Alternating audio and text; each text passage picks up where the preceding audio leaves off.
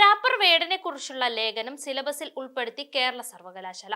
4ാം വർഷ ബിരുദ സിലബസിൽ വേടൻ the റെസല്യൂഷണറി wrapper എന്ന തലക്കെട്ടിലാണ് ലേഖനം. മൾട്ടി ഡിസിപ്ലിനറി കോഴ്സായ Kerala studies art and culture കോഴ്സിലാണ് വേടനെ കുറിച്ച് പഠിക്കുക.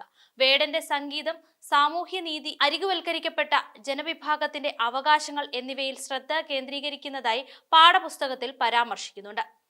അടച്ചമർത്തപ്പെട്ടവരുടെ പോരാട്ടത്തെക്കുറിച്ചുള്ള ആഴത്തിലുള്ള വരികളാണ് വേടന്റേതെന്നും മലയാളം റാപ്പിൽ വേടൻ പ്രതിരോധത്തിന്റെയും ശാക്തീകരണത്തിന്റെയും പ്രതീകമാണെന്നും പാഠപുസ്തകത്തിൽ പരാമർശിക്കുന്നു. വേടന്റെ പാട്ട് കാലിക്കറ്റ് സർവകലാശാല സിലബസിൽ ഉൾപ്പെടുത്തുന്നതിനെതിരെ സിൻഡിക്കേറ്റിലെ BJP അംഗം AK അനുരാഗ് ചാൻസലർ കൂടിയായ ഗവർണർക്ക് പരാതി നൽകിയിരുന്നു. തുടർന്ന് VC ഡോക്ടർ രവീന്ദ്രൻ അന്വേഷണം പ്രഖ്യാപിക്കുകയും ചെയ്തിരുന്നു. പിന്നാലെ വേടന്റെയും നടി ഗൗരി ലക്ഷ്മിയുടെയും പാട്ടുകൾ സിലബസിൽ നിന്നും ഒഴിവാക്കാനായിരുന്നു VC നിയമിച്ച വിദഗ്ധ സമിതിയുടെ ശുപാർശ. തിരുമാലി എന്ന റാപ്പറെക്കുറിച്ചും പുസ്തകത്തിൽ പരാമർശമുണ്ട്. കേരളത്തിലെ തൊഴിലാളി വർഗം നേരിടുന്ന വെല്ലുവിളികളെക്കുറിച്ചുള്ളതാണ് തിരുമാലിയുടെ റാപ്പെന്ന് പുസ്തകത്തിൽ പരാമർശിക്കുന്നുണ്ട്.